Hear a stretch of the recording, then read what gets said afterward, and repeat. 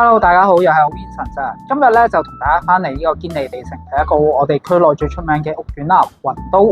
咁咧而家我就身處一個2座嘅 G 單位，實用面積咧就488尺。我身處露台嘅部分，咁同大家一一介紹呢個單位嘅優勝之處啦。咁咧首先啦，我哋咧就會喺呢個露台嘅位置咧，會望到一個好開揚、好靚嘅海景啦。咁咧其實咧會遠望到青馬大橋嘅。咁咧入夜之後咧個景色會好靚嘅。呢度咧主要會望翻西北方向。下晝咧4點至6點左右嘅時候咧，就會望到呢個日落景嘅，好浪漫。咁大家咧即係到時即係可以坐喺呢個露台睇住書，飲住咖啡，望住呢個日落景，望住呢個海景都幾死。咁再同大家講下邊呢個地盤啦。咁好多客人都會有一定嘅疑問噶啦。咁咧出邊咧就已經完成咗一個海濱長廊啦。而呢個地盤嘅位置咧就會起一啲政府嘅建築物，有冇10層樓左右高啦。好，咁就講完呢個露台外邊嘅景觀，我哋再翻入嚟室內嘅部分。咁室內咧就大家見到啦，呈長方形啦，客飯廳分明。咁我而家身處飯廳嘅位置。咁咧大家咧即係如果想慳啲空間嘅話咧，咁可以買啲摺疊式嘅台嘅。咁有陣時咧停路上到嚟咧，想招呼佢哋先拉張台出嚟煮飯俾佢哋食啊，或者一齊進餐嘅。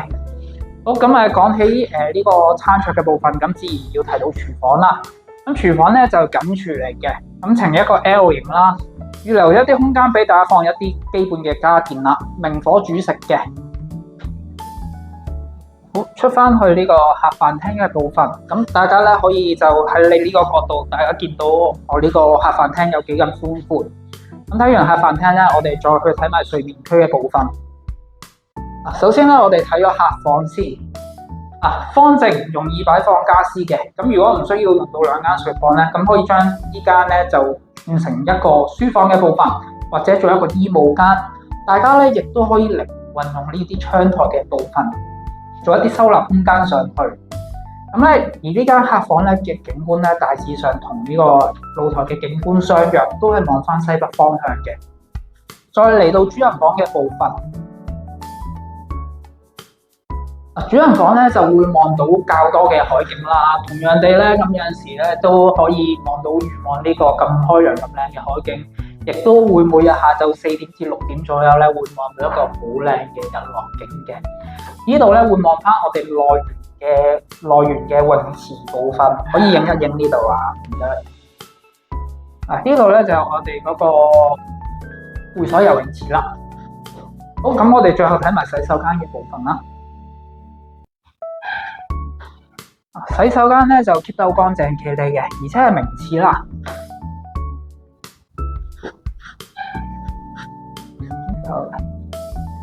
好，咁最後咧有咩想同大家講咧？咁咧呢度咧仲有幾樣嘢係值得關注嘅。咁呢度咧係小學11校網，所以受到家庭客歡迎。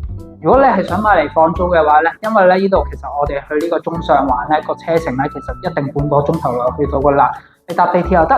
下邊咧交通都好方便，喺呢個電車站嘅開始啦，亦有唔少呢個巴士站。生活配套方面咧，亦都非常充裕。基本4-5條街之內咧，已經有晒菜市場、連鎖超市、銀行嘅，基本上你諗到嘅都應有盡有嘅。同埋咧呢個屋苑咧係 pet friendly 嘅，可以養寵物嘅。如果你中意養狗嘅話咧，不妨考慮下呢個屋苑啦。咁最後仲有啲咩提大家咧？咁呢個屋苑咧，去年咧我哋老闆施永清先生咧成立咗一個基金嘅。咁佢就買咗一個1座嘅低層2房單位作投資用途嘅，咁帶動到成個我哋呢個區內嘅屋苑嘅量價齊升。嚟緊咧佢個基金咧可能會再喺呢個雲都嘅屋苑再投資嘅。咁咧而家呢個單位咧有鎖匙㗎啦。如果大家咧想預約睇呢個單位或者有任何疑問同查詢，歡迎大家隨時致電或者 WhatsApp 俾我。拜拜。